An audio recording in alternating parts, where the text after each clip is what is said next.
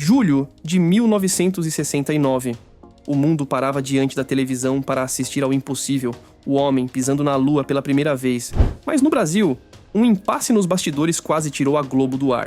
E o responsável por isso, nada mais, nada menos que o empresário e apresentador Silvio Santos. Neste episódio, você vai descobrir como o maior comunicador do Brasil quase barrou a maior transmissão da história. E tudo por causa de um contrato.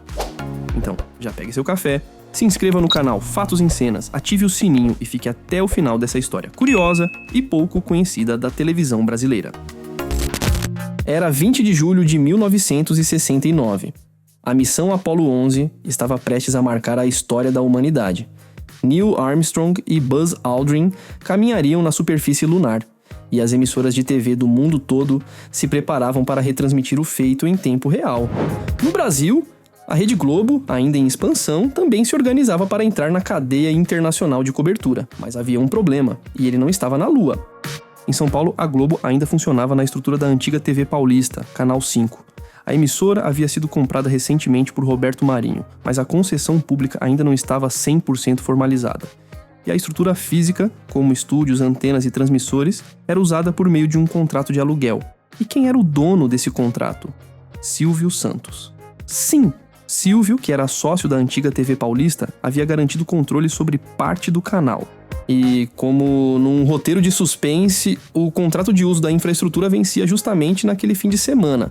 A Globo precisava da estrutura para retransmitir o sinal da Lua em São Paulo, seu maior mercado. Mas Silvio não demonstrou pressa em renovar o contrato.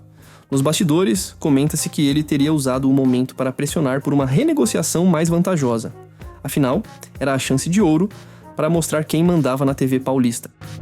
Enquanto o mundo parava para assistir ao homem pisando na lua, os bastidores da Globo pegavam fogo. Quem revela os detalhes é Walter Clark, então diretor da emissora, em sua biografia O Campeão de Audiência. Segundo ele, a Globo foi a última grande emissora a entrar em cadeia com as imagens da Apollo 11, porque Silvio Santos ainda estava no ar. E o diretor artístico de São Paulo, Luiz Guimarães, teve receio de cortá-lo. Tinha medo de desagradar o apresentador mais poderoso da época. O resultado foi desastroso. Roberto Marinho, fundador da Globo, ficou furioso e ligou pessoalmente para reclamar. Clark conta que levou ali uma das únicas broncas justificadas do patrão em toda sua carreira. Após muita pressão, inclusive política, o impasse foi resolvido a tempo. Silvio liberou o uso da estrutura e a Globo conseguiu transmitir o momento histórico, com segundos de atraso, mas no ar. I guess you're about the only person around that doesn't have TV coverage of the scene. That's all right, I don't mind a bit. Mas apesar do atraso, a transmissão foi um sucesso. As imagens em preto e branco da Lua eram tão perfeitas que alguns brasileiros começaram a duvidar da veracidade do evento. De fato, a câmera usada pelos astronautas custava milhões de dólares e foi elogiada até pelos técnicos em Cabo Kennedy. Mesmo assim, boatos começaram a circular. Alguns acreditavam que tudo não passava de um truque da NASA. Outros, pasme, achavam que aquilo era uma produção da própria Globo. O jornalista Ailton Gomes, que comandou a transmissão, viveu isso na pele. No dia seguinte à missão, foi tomar um café na padaria próxima à emissora e foi surpreendido pela atendente, que o acusou de ser um mentiroso. O clima ficou tão pesado que ele deixou o café no balcão e saiu às pressas. Era o início de uma teoria da conspiração que para alguns dura até hoje. O Brasil viu o homem pisar na Lua, e a Globo, mesmo quase fora do jogo, saiu fortalecida. Mas o episódio deixou claro que Silvio sabia jogar pesado nos bastidores da TV. Naquela época, Silvio Santos era simplesmente imbatível. Seu programa dominava a audiência e impulsionava o crescimento da emissora que ele ajudava a consolidar desde 1965. Para você ter ideia da força dele, no domingo em que o homem pisou na Lua, a audiência do programa Silvio Santos chegou a rivalizar com a própria transmissão histórica da NASA, exibida já no fim da noite após o programa. Silvio Santos sempre manteve excelente visão empresarial. Ele tentou comprar a Globo de São Paulo antes de Roberto Marinho, mas a negociação não foi aprovada pelo governo militar na época.